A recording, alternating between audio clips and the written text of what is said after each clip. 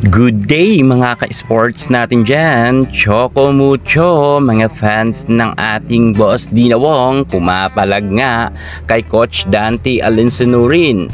Ayon nga sa kanila, Boss D in dapat sa first six lineup at ang ating Mars Alba raw ay ibang ko muna sapagkat si Boss D daw ay mas effective kung ikukumpara kay Mars Alba. Dahil raw nakita naman raw natin ng mga nakaraan na games talagang si Boss D ang hero ng nasabi nating Choco Mucho.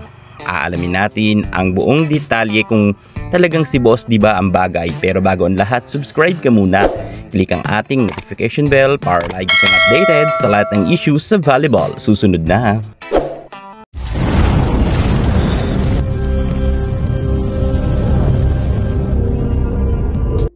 Mars Alba, sigaw ng mga fans ni Boss D, ibang ko muna sapagkat kita naman raw ang nilalaro ni Mars Alba ay medyo basang-basa raw ang mga set nito kung kaya hirap na hirap manalo ang Choco Mucho sa mga nakaraan games. Magaling naman itong si Mars Alba sapagkat final MVP yan sa UAAP at meron na rin yan best setter na awards. Pero ayon nga sa mga fans ni Boss D, mas meron daw connection si Dina Wong sa kanyang mga spikers or sa kanyang mga kako-teammates. Alam naman natin na si Boss D ay hindi pa nagkaroon ng awards pagdating nga dito sa pro, pero hindi natin maikakaila na medyo swerte rin itong si Boss D kapag siya ang ibinabad sa loob ng court dahil madalas nga ay manalo sila. Mukha talagang may dala rin swerte itong si Boss D at hindi lang sa swerte, magaling naman talaga kasi siya at medyo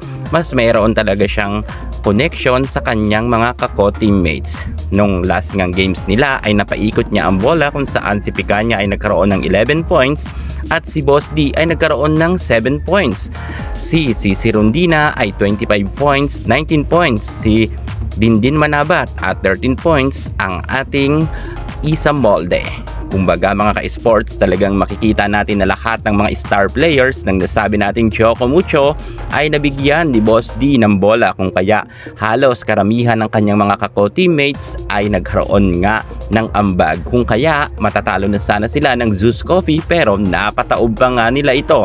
At gayon rin ang nangyari sa PLDT kung saan nung si Mars Alba nga ang ibinabad ay medyo nahirapan na naman sila at natalo pa nga sila sa set 1 at buti na lang ay binabad nga ni Coach Dante Alinsunurin ang ating nag-iisang Boss Dina Wong kung kaya nga naipanalo pa nila ang laban kontra sa PLDT. Talagang iba itong si Boss D. Kitang-kita natin ang kanyang eagerness na gustong-gusto niya na manalo sila sa kanilang mga nagiging kalaban. Kung kaya isa nga si Boss D, so makikita natin na naging emosyonal nga ng mga araw na yon nang sila ay nanalo sapagkat gustong-gusto nga ni Boss D na bumalik ang kanilang momentum sapagkat bagsak nga ang kanilang standing pero sa kasalukuyan ay nasa mataas na standing na rin. Ang nasabi nating Choco Mucho, hindi na sila masyado mababash ngayon dahil noon nga maraming nagsasabi na malalaglag raw ito para sa Final Four. Pero eto nga, malayo pa ang laban pero mas maganda na yun, nasa taas ang yung standing. At nagawa nga yan ng Choco Mucho sa pangunguna nga ng ating Boss Dina Wong. Kaya sigaw nga ng mga fans ni Boss Dina Wong, siya muna ang ibabad sa loob ng court at paupuin muna ang kanilang star player na si Mars Alba. Kinakailangan daw talaga na si Boss D ang first choice ng Choco Mucho dahil ito raw talaga ay meron connection sa kanyang mga spiker.